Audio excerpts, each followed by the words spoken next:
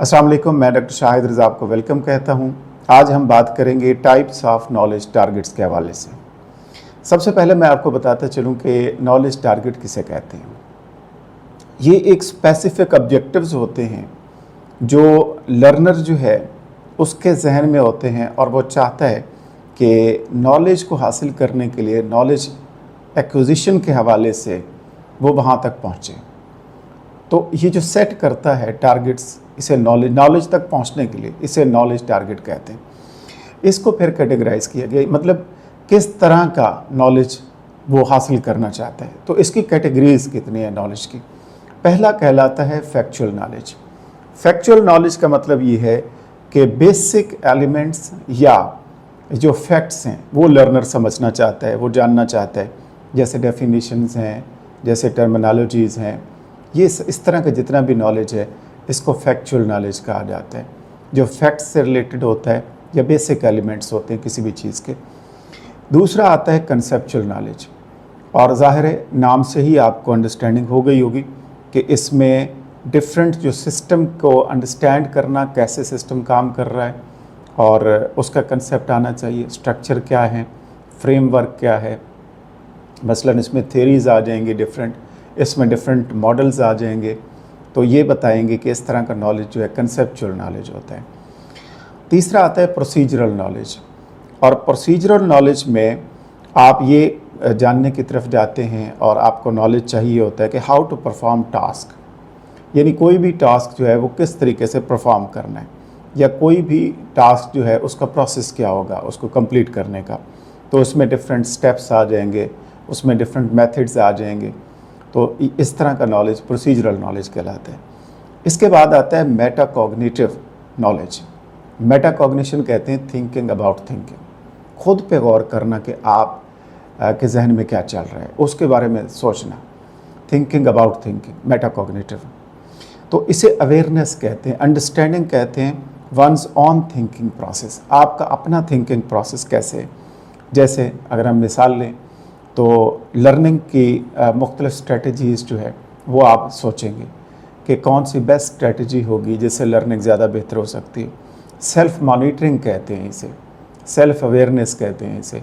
तो इस तरह का नॉलेज जो है मेटाकॉग्निटिव नॉलेज कहलाता है। नॉलेज रिप्रेजेंटेशन जो है ये कहलाती है कि कोई भी नॉलेज, किसी तरह का भी नॉलेज, वो कैसे स्ट्रक्चर होता है और फिर ऑर्गेनाइज होता है ब्रेन में, और एक सिस्टम जो है वो किस तरीके से आगे बढ़ता है नॉलेज को हासिल करने के हवाले से। इसमें डिफरेंट कंसेप्ट्स आ जाते हैं, डिफरेंट फैक्ट्स आ जाते हैं, रिलेशनशिप्स आ जाती हैं। इसको कैसे आप स्टोर करते हैं ब्रेन में, और फिर ज़रूरत पड़ने पर अगर यूज़ करना हो तो कैसे उसको रिट्रीव करते हैं। तो ये सारा प्रोसेस नॉलेज रिप्रेजेंटेशन कहलाता है। और इसमें सिमेंटिक नेटवर्क्स होते हैं।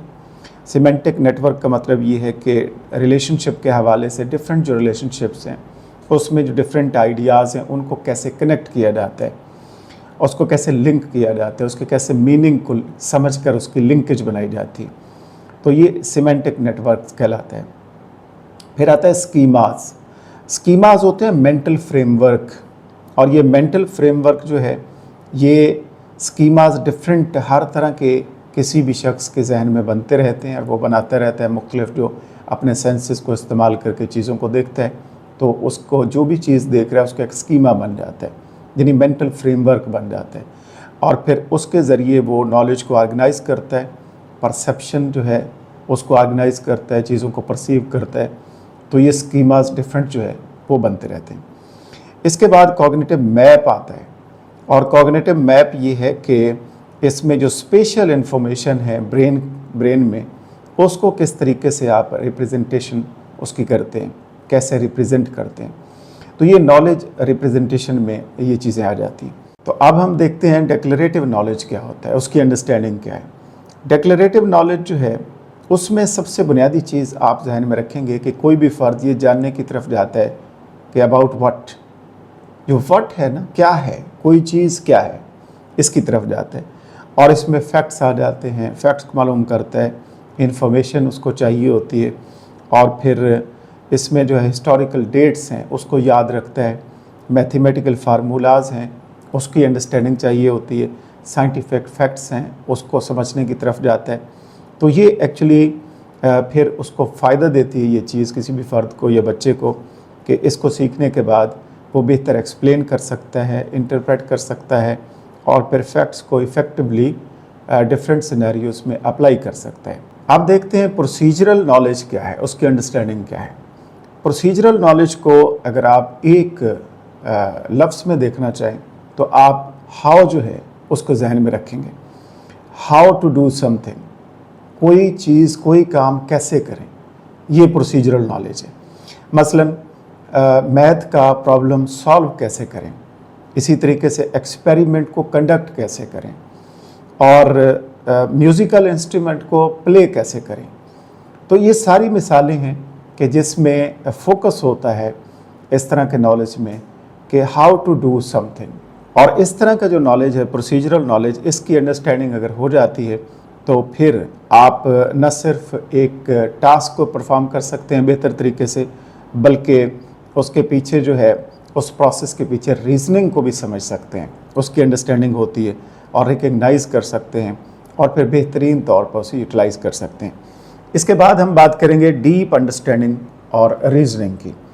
डीप अंडरस्टैंडिंग जैसे नाम से जाहिर है कि ये जो एक सरफेस लेवल नॉलेज होता है इससे बियॉन्ड होती है, इससे बहुत आगे होती है और इसमें एबिलिटी टू मेक कनेक्शंस भी आ जाता है। आप डिफरेंट कनेक्शंस कैसे फॉर्म करते हैं और इन्फॉर्मेशन जो आपके पास है उसको डिफरेंट कंटेक्स्ट में कैसे आप अप्लाई करते हैं, क्रिटिकली कैसे आप सोचते हैं, क्रिएटिविटी आपके अंदर किस हद तक है, कम्प्लेक्स कंसेप्ट्स को कैसे आप समझते हैं और उसको अंडरस्टैंड करते हैं। और इसकी अंडरस्टैंडिंग की बात करें तो रीजनिंग जो है इसमें लॉजिक आ जाती है, इसमें प्रॉब्लम सॉल्विंग आ जाती है, क्रिटिकल थिंकिंग एबिलिटीज़ आ जाती हैं, डिसीजन कैसे आप बेहतर ले सकते हैं, डिसीजन मेकिंग आप कैसे बेहतर कर सकते हैं और फिर हायर ऑर्डर प्रोसेस और हायर ऑर्डर थिंकिंग को कैसे बेहतर यूज़ कर सकते हैं, डिसीजन मेकिंग सिचुएशंस में कैसे बेहतरीन आप हैंडल कर सकते हैं और अपना बेहतर रोल आप प्ले कर सकते हैं।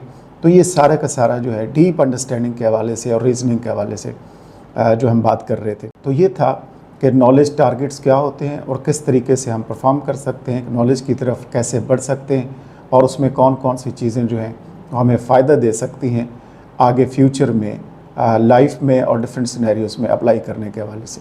उम्मीद है आपको अंडरस्टैंडिंग हो गई होगी इसकी। नेक्स्ट इंशाल्लाह किसी टॉपिक को डिस्कस करते हैं। अपना ढेर सारा ख्याल रखिएगा, हमेशा खुश रहें। अल्लाह हाफ़िज़।